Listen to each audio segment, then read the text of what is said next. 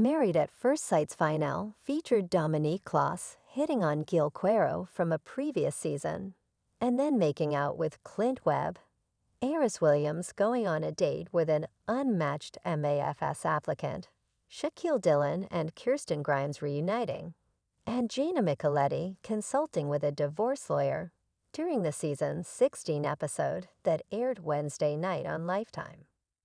Married at First Sight already featured Nicole Lilienthal and Chris Thielk choosing to stay married, while three couples opted to get a divorce following the 8-week extreme experiment.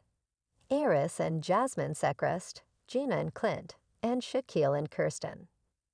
McKinley Gilbert and his match, Dominique Kloss, decided to get a divorce on day 12 and were therefore left out of most of the season. The Married at First Sight broadcast began 19 days after Decision Day, with Clint taking Gina's dog Hank on a morning walk by Davidson County Courthouse in Nashville, TN. Jasmine and Kirsten were then shown meeting up at an ice cream shop, where they discussed a potential collaboration and business plan together. The women talked about starting up their own party bus company in Nashville for bachelorette parties and more. Kirsten told Jasmine if they fully booked, they could potentially make $10,000 per month, minus the costs of a driver, gas etcha, and could be pocketing 6 figures each per year. Jasmine shared how Eris was dating again, and Jasmine had already been shown going on a date in the previous episode. Jasmine told Kirsten in turn, "We're going to get you on a date."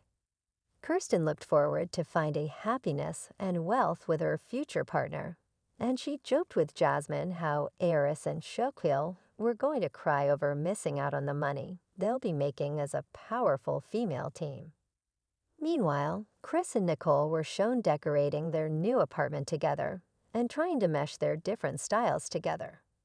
The pair was going to host and spend Thanksgiving with Nicole's father, who had really come around to the idea of Chris being his daughter's husband.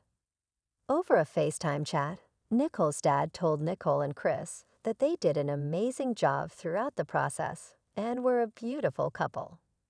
Over a FaceTime chat, Nicole's dad told Nicole and Chris that they did an amazing job throughout the process and were a beautiful couple. Dominique thought it was weird Gina and Mac had gone out on a date, but she insisted she didn't care. Dominique said it was the way Mac acted after the divorce that made her not want to be his friend going forward.